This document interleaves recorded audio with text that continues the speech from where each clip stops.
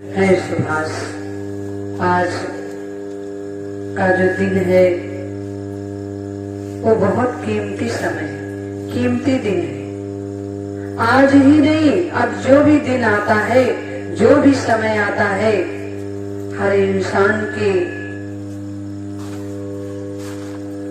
इंसानियत को लेकर के आ रहा है। आज बहुत सोचने और विचारने का समय है। जितना समय निकल रहा है बहुत कीमती समय निकल रहा है। जितने दिन व्यतीत हो रहे हैं ये बहुत कठिन परिश्रम, कठिन मेहनत, कठिन लड़ाई, कठिन परिवर्तन का समय आ रहा है। आप लोग देख रहे हो कि जहां से आप चलने का टाइम सोचते हो कि आज परिवर्तन के लिए हम जाएंगे, तो कितनी बाधाएं, कितने रोड़े सामने आते हैं।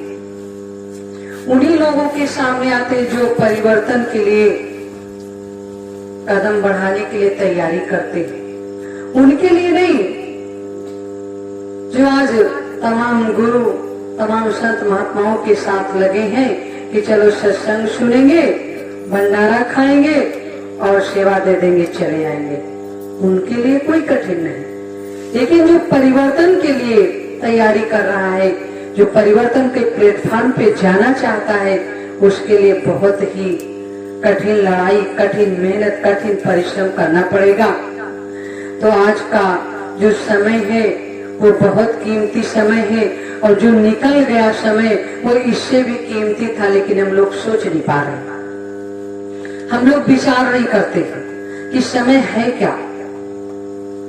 समय बार बार वो नहीं आएगा, और जो समय आ रहा है बहुत ही कठिन समय आ रहा है। जो दिन आ रहा है वो बहुत बड़ा दिन नहीं आ रहा, बहुत छोटा ही दिन आ रहा है। आज का दिन बहुत छोटा दिन दिखाई देता है। मेहनत करने वालों के लिए बहुत छोटा दिन होता है, बहुत छोटा समय पता चलता है कि बहुत ही छोटा समय आज हो गया और पता नहीं चला। और जो लोग मेहनत नहीं करना चाहते हैं उनके लिए तो बहुत बड़ा दिन, बहुत बड़ा समय, और कोई न परिश्रम न कोई मेहनत, उनको कुछ नहीं पता है। तो हम लोग एक छोटे से आश्रम में झोपड़पट्टी डाल करके, जैसे त्रेता में, सतयुग में परिवर्तन के लिए झोपड़पट्टी डाल करके साधना, ध्यान, भजन, सिमरण, शक्ति अर्जित करने के लिए राम कृष्ण तैयारी किए थे, वही आज इस भारतीय सुभाष सेना के लोग, वैचारिक क्रांति के लोग आज मेहनत करने के लिए तैयार हैं। थोड़े ही लोग, बहुत लोग नहीं। आज जहाँ भीड़ है वहाँ उनसे पूछो आप क्या करने आए हो, सत्संग सुने हो, क्या बताया गया है, परिवर्तन कैसे होगा, परिवर्तन कैसे आएगा, क्या स्वामी जी ने बताया, क्या आपके गुरु ने बताया, क्या कुछ नहीं बताया। वहाँ तो इतनी भीड़ है कि हम नदी पर चले आए स्नान करने, वहाँ पता ही नहीं क्या हो रहा। तो आप लोग थोड़े लोगों को, इसलिए जैसे कोचिंग चलाई जाती है, थोड़े ही बच्चे पढ़ते हैं तो उनके अंदर कूट कूट करके भरा जाता है, और जहाँ भीड़ होती है उस भीड़ में कोई बच्चा पढ़ नहीं पाता, कितना बड़ा क्लास लग जाए। इसलिए इसीलिए अब कोचिंग चलने लगी है। तो आप लोग इस कोचिंग में जो भाग ले रहे हो, कोचिंग में जो नाम लिखाए हो, अपना रजिस्ट्रेशन कराए हो, अपना कार्ड बनवाए हो, अपना कहते हो मैं आजीवन समय, आजीवन शरीर अपना इसमें दे रहा हूँ। ये प्लेटफॉर्म परिवर्तन का है। ये प्लेटफॉर्म, ये परिवर्तन लाने का ये रास्ता है। इसलिए हम लोग इसमें थोड़े ही लोग बैठ करके इसको अध्ययन और मनन और इस चीज को खूब अपने अंदर कूट कूट करके बैठा ले कि जब भी परिवर्तन का समय आया, चाहे त्रेता में हो, चाहे सतयुग में हो, चाहे द्वापर में हो, और चाहे इस कलयुग में, थोड़े ही लोग मिलेंगे, थोड़े ही लोग आएंगे, थोड़े ही लोग इस चीज को सुनने के लिए तैयार रहेंगे। इसलिए आप सभी लोगों से हमारी हाथ जोड़ करके हर समय प्रार्थना रहती है, जब भी आते हो। हम इसीलिए गुस्से में बहुत बोल देते हैं, बहुत गुस्सा रहते हैं सबसे, और बहुत गुस्से में कह देते तुम लोग भाग जाओ। अरे हम लोग थोड़े लोग हैं, इतनी मेहनत करें, चाहे भंडारे में हो, चाहे झाड़ू लगाने में हो, चाहे गौ सेवा हो, चाहे कोई भी सेवा हो, इसमें इतने लोग इतनी मेहनत करने के लिए आए हैं। जैसे 10 बच्चे कोचिंग में जाते हैं, मास्टर कोट कोट करके उनको पढ़ाता है और वो इंजीनियर और डॉक्टर और मास्टर और एसआई बनते हैं। वो बच्चे नहीं बनते जो भीड़ में बैठ करके, लेकिन भीड़ के बच्चे कुछ ही ध्यान दे करके निकल करके आते हैं, वही कोचिंग में भाग लेते हैं, जो आज बड़े बड़े पदों पे बैठे। लेकिन वो हिंदुस्तान है, हिंदुस्तान भेड़िया दशान। एक भेड़ी गई तो कहे भैया हम भी चलेंगे, वहाँ बड़ी भीड़ है, और वहाँ एक भी भीड़ नहीं थी। 20 आदमी बैठे सत्संग सुने थे, वहाँ कुछ नहीं होने वाला। जहाँ भीड़ होती है वहाँ कहते सब कुछ मिलेगा और सब कुछ होगा, और पूछो मिला क्या, तो कहा कुछ नहीं, दर्शन भी नहीं मिले, सेवा दे दिए और चले आए भंडारा का, हमको पता ही नहीं क्या हुआ।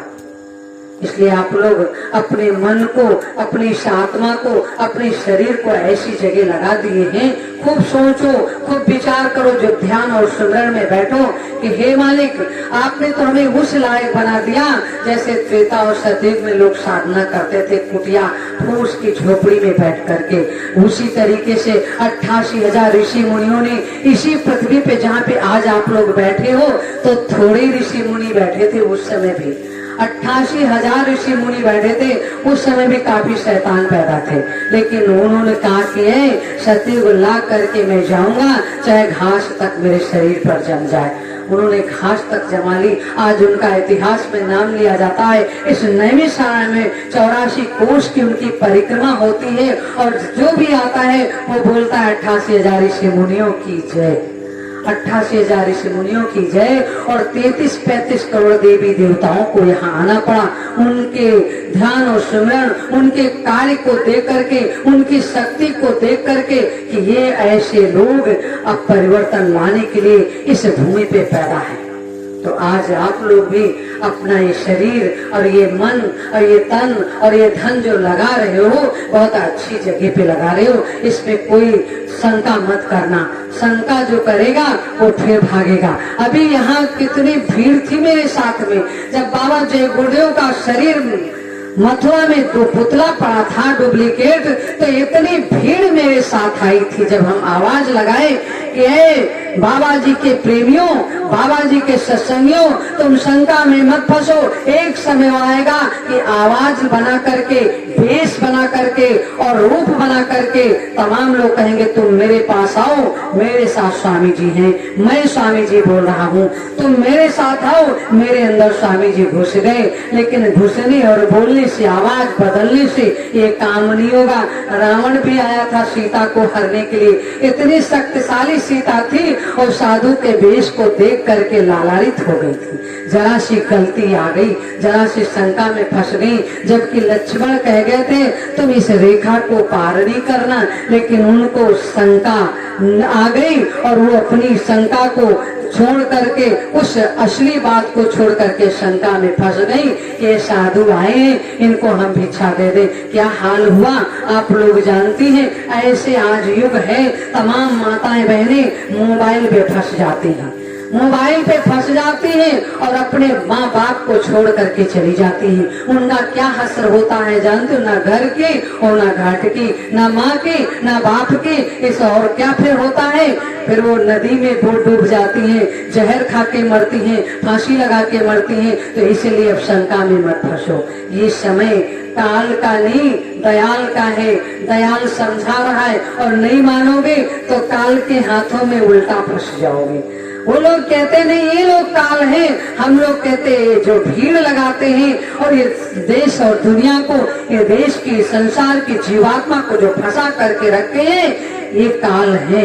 इनके चंगुल में मत फंसो, मत फंसो, नहीं तो ना तो दोजक के रह जाओगे और ना जन्नत के रह जाओगे। इसलिए अगर आपको गुरु का काम करना है तो सन 52 से लेकर के जो लोग लगे हैं उनसे पूछ लो, जो बीच में लगे हैं उनसे पूछ लो कि मालिक ने क्या पढ़ाया। हम तो रोज गुस्से में कहते जब आप लोग आते हो अपने घर जाओ, भाग जाओ, ये पैसा तुम्हारा मेरे काम नहीं आएगा, ये सेवा तुम्हारी मेरे काम नहीं आएगी, ये धन तुम्हारा मेरे काम नहीं आएगा, ये शरीर तुम्हारा मेरे काम नहीं आएगा, क्योंकि आपने मन से सेवा नहीं की, मन से विचार स्वामी जी के नहीं सुने, मन से उनके रास्ते को चल करके नहीं देखा जो स्वामी जी ने सद्भाव से बताया। और आज वही काम हो रहा है उल्टा। ये बच्चों, तुम एक समय आएगा तुम ही भीड़ में फंस जाओगे, शंका में फंस जाओगे और उनके साथ चले जाओगे और तुम बेकार हो जाओगे। इसलिए तुम मेरी बात खूब याद रखना, जब समय आएगा तो चाहे 400 साल मुझे पृथ्वी पे रहना पड़े, मैं सतयुग ला करके ही रहूंगा। इसलिए आप बहरूपियों के चंगुल में मत फंसो। आज गुरु पर्व का कल से दिन शुरू होगा, इसलिए कल से आप लोग मन से, तन से, धन से इस अपने शरीर को, खूब अपनी आत्मा को एकजुट बनाओ कि मुझे परिवर्तन करके ही जाना है, सतयुग ला करके ही जाना है। भीड़ से परिवर्तन कभी नहीं हुआ, भीड़ से कभी सतयुग नहीं आया, भीड़ से कभी एक महात्मा और परमात्मा नहीं मिल सकते हैं। इसलिए आप लोग, बाबू भूख भी लगी है, आप सुबह से इतना मेहनत करके चोरी चोरी आए हैं कि कहीं ये लोग हमको पकड़ ना ले और हमारा सत्संग गुरु महाराज का छूट न जाए। इस 84 कोस की परिक्रमा में जो स्वामी जी महाराज और नेताजी सुभाष चंद्र बोस एक साथ बैठ करके, आनंदमयी माता नादानंद जी महाराज यहाँ पे बैठ करके अखंड ज्योति जला करके उन्होंने त्याग और तपस्या किया। उसी भूमि पे आने के लिए कितनी आप लोगों ने मेहनत की और कितने लोग आज रास्ते में पड़े हैं, कितने लोग घरों में परेशान हैं। माताएं, बहनें, बड़े बुजुर्ग, नौजवान कहते हम पहुंच जाते तो हमारा कल्याण हो जाता। अब आज जो छूट गया मेरा समय, ये हो सकता हम सतयुग में भाग न ले पाए। ऐसा नहीं है, आप लोग बैठे रहो अपने घरों पे, घरों से आप लोग मेहनत करो और गुरु का नाम लेकर के थोड़ा सा मीठा बना करके भोग लगा दो और कह दो मैं मालिक आपका काम यहाँ से कर रहा हूँ।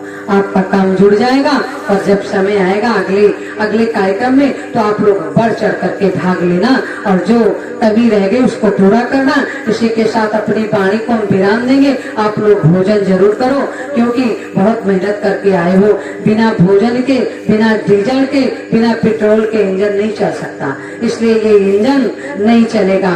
भूख के मारे शरीर परेशान है, इसलिए अपनी वाणी को विराम देंगे। और आज तो बहुत कीमती समय, आज तो जैसे हम लोग गुरु जी का पर्व मनाते हैं तो ऐसे महान तपस्वी और त्यागी जिन्होंने इस जीवन को देशभक्ति में पूरा लगा दिया, सतयुग लाने में लगा दिया, तो हम ऐसे महान नायक, आज ऐसे शक्ति पुरुष, अपने भैया जी का आज जन्मदिन मनाया गया। बहुत वर्षों के बाद हम इंतजार कर रहे थे। आज मुझे मालिक ने बताया था और आज आपकी खुशी की बात बता दें। आप लोग जानते होंगे हम लोग भोपाल गए थे, खूब जानते हो, लेकिन मेरी तो बात झूठी नहीं होती है क्योंकि हम अपने भाइयों से, अपने माताओं बहनों से झूठ नहीं बोल पाते और भैया जी उसको दबा के रखते हैं। मोटी मोटी बात बताते हैं, छोटी बात नहीं बताते और हम छोटी मोटी और इधर उधर की सारी बात बता देते हैं कहीं रह न जाए। जैसे हर माल ले लो, हम हर माल में हैं, छोटा बड़ा माल सब मेरे पास है, इसलिए छोटे बड़े अमीर गरीब की सबके लिए हम पैदा हुए हैं और सबको डांटने के लिए भी आए हैं, सबको मारने के लिए भी आए। बिना मारे हुए, बिना डांटे हुए जितना ही बच्चे पे अनुशासन रखोगे, जो गुरु अपने शिष्य का लाड प्यार करता है वो गुरु शिष्य बिगड़ जाता है, वो कभी काम नहीं आता है। जो गुरु अपने शिष्य को लाड प्यार नहीं देता है, वो टाइट रहता है अपने शिष्य पे हर समय, तो वो शिष्य आगे बढ़ चढ़ के काम करता है। इसलिए मेरा गुरु जी का आदेश है कि तुम जैसा हम बताए वैसे करना। तो हम लोगों पे ऐसे ही करते हैं, लेकिन लोग हमसे नाराज रहते हैं, कहते वो तो बहुत दया करते। वो दया नहीं करते, वो तुम लोगों को बिगाड़ करके बाहर फेंक देते हैं। जितने लोगों को दया किया और साथ में बैठे सब ढीले और सब चले गए, और जितने लोगों को हम टाइट रखते हैं, जंजीर से मारते हैं, टेबल से मारते हैं, वो लोग बहुत सतर्क रहते, वो साथ दे रहे हैं। वो कहते मारे चाहे जितना दीदी, हमको बहुत बढ़िया लगता। जैसे सत्यपाल दादा, शरीर इनका बहुत बॉडी बढ़ गई थी लेकिन ढीले हो गए, एकदम कमजोर हो गए, मार खाते खाते तब भी नहीं पीछा छोड़ रहे। पूछ लो इनकी, सही बात है, इनको पटक के मारे हैं हम। एक सुखनंदन थे, उनको पटक के मारे अपने आंगन में, लेकिन तब भी वो लोग नहीं छोड़ते हैं। कहते सब कुछ मैंने देख लिया, आप झूठ नहीं, इसीलिए एक बात झूठी नहीं बोलेंगे, हम स्वामी जी से मिल करके आए हैं। इसलिए देखो, कल से हम डांटे वाटे नहीं है किसी को, कल से जब से हम आए हैं किसी को डांटे नहीं है। अब हम भी बदल जाएंगे, जिससे जितने लोग ये जाने वाले हैं अभी चले जाएं, समय आ गया है। अब हम भी वही करेंगे जो भैया जी करते थे। स्वामी जी ने कहा इनका भी फार्मूला अदा करके देख लो, जो लोग हैं वो भी चले जाएंगे। इसलिए हम चाहते हैं जाओ नहीं, और अपने काम को याद करो कि हम किस काम के लिए आए हैं और किस काम के लिए हमको मालिक ने भेजा है। थोड़े ही लोगों से हर युग में परिवर्तन हुआ है, हर युग में सतयुग आया है। इसलिए रावण की सेना बहुत बड़ी थी और राम की सेना बहुत छोटी थी, इसलिए हमको विजय प्राप्त करनी है छोटे लोगों से। और बड़े लोग कुछ नहीं कर पाएंगे। बड़े बड़े पैसे वाले, बड़े बड़े धन दौलत वाले पैसा दे देंगे, पर तन और मन नहीं देंगे। हमको तन और मन चाहिए, पैसा यही झोपड़पट्टी चाहिए, मुझे महल नहीं चाहिए। महल बना करके मरना तो हमको है ही है, कौन उसमें रहना है, तो इनका पैसा सारा नोच करके इसमें लगा दें। इसलिए हम ये नहीं चाहते। आप अपने मतलब भर का पेट के लिए लाते रहो, अपने खाने के लिए लाते रहो, गौ सेवा करते रहो, और ये जो सब्जी है उगाते इसको उगाते रहो, जितना जो कुछ है, और मेहनत करने के लिए तो स्वामी जी महाराज ने कहा बच्चों अब समय आ गया है, हम मिल करके आए हैं। उन्होंने कहा है बहुत जल्दी आप देख लेना कितने लोग तुम्हारे पास आएंगे। आज वही हुआ कि बहुत थोड़े लोग हो गए। कल से हम चिंता में हैं कि स्वामी जी आप कह दिए, बहुत थोड़े लोग रह गए। जो गुरु पूर्णिमा में तमाम आते थे वो भी उसमें घट गए। कहा नहीं तुम ही अपने मुंह से कहोगे यहाँ मत आओ, यहाँ मत आओ, वो समय आएगा गुरु पूर्णिमा के दिन। तो हमसे भी गलती हुई नहीं, वो सच्चाई निकली कि आप लोग अपने घरों से मत आओ। क्योंकि जब आप कहोगे अपने घरों से मत आओ, जिसको तड़प होगी परिवर्तन की, जिसको परेशानी होगी कि परिवर्तन में मेरा शरीर, मेरा तन और मन लग जाए, वो भाग करके आएंगे। उनको गाड़ी नहीं चाहिए, उनको घर नहीं चाहिए, उनको बीवी बच्चे नहीं चाहिए, उनको धन नहीं चाहिए। वो भाग करके चाहे बस से आवे, चाहे मोटरसाइकिल से आवे, चाहे साइकिल से आवे, चाहे पैदल आवे, वो भाग करके जरूर आएंगे। उनको रोक नहीं पाओगे। ये भी परीक्षा लेकर के देख लेना। तो ये भी आज हमें परीक्षा का समय मिला कि जितने लोग कर्मठ हैं, परिवर्तन के प्लेटफॉर्म को बनाना चाहते हैं, उस पटरी पे चलना चाहते हैं, उस मायावी जो स्वामी जी ने कहा था मैं वो जहाज लेकर के आऊंगा तो संसार की सारी जीवात्मा को लेकर के जाऊंगा। तो जहाज में जो बैठने वाले लोग हैं, उनकी जीवात्मा जो भटक रही, वो सारे लोग आज आ गए हैं। और जो लोग नहीं आए वो रास्ते में भटक रहे, आ रहे हैं। और जो लोग अभी नहीं चले हैं वो कल सुबह चल करके शाम तक आ जाएंगे। इसलिए आप लोग अपने काम को, अपने मन को, अपने तन को लगा दो। समय बहुत कम है। स्वामी जी महाराज अब जो बात है वो कल स्वामी जी महाराज की असली बात बताएंगे। और भैया जी से कहा तुम चुप रहना, तुम चुप रहना, नहीं बताना, क्योंकि हो सकता है इसकी आधी बात माने और आधी ना माने। तो जो ना माने वो बढ़िया है, वो अच्छा ही है। वो भटक जाए तो अच्छा, भी जितने लोग जाने वाले हों वो चले जाए तो अच्छा है। नहीं तो बीच में जब जाएंगे तो न जा पाएंगे, न इधर के रह पाएंगे, न उधर के हो पाएंगे। इसलिए भीड़ से कभी परिवर्तन नहीं हुआ। ये मत समझना कि हमारे वहाँ भीड़ नहीं आई है। इसीलिए हम लोग तैयारी के लिए आए हैं, इस प्लेटफॉर्म को बनाने के लिए, सत्युग लाने के लिए। इस पृथ्वी पे जहाँ पे स्वामी जी महाराज ने तपस्या किया है, असली भूमि, असली जगह, असली रास्ता, असली प्लेटफॉर्म यही है और यही से परिवर्तन होगा। इसी के साथ अपनी वाणी को हम विराम देंगे। जय हिंद, जय गुरुदेव, है हिंद, है गुरुदेव, जय हिंद, जय सुभाष, है हिंद, है सुभाष। आप लोग मंत्र बोलेंगे 21 बार, इसके बाद आप लोग भोजन के लिए, और इसके बाद आप खुशियां मनाएंगे। आकर के शास्त्री जी, मक्खनलाल जी ढोलक हारमोनिया बजाएंगे। गुरु पर्व में आप वो नृत्य मत करना जो आज के युग में हो रहा, आप वो नृत्य करना जो आध्यात्मिक मन से, इस मन से, साफ तन से अपना नृत्य कला करना, भजन करना, सुमरण करना, गीत करना, और जो भी अच्छा लगे वो करना, लेकिन गलत मत सोचना। अब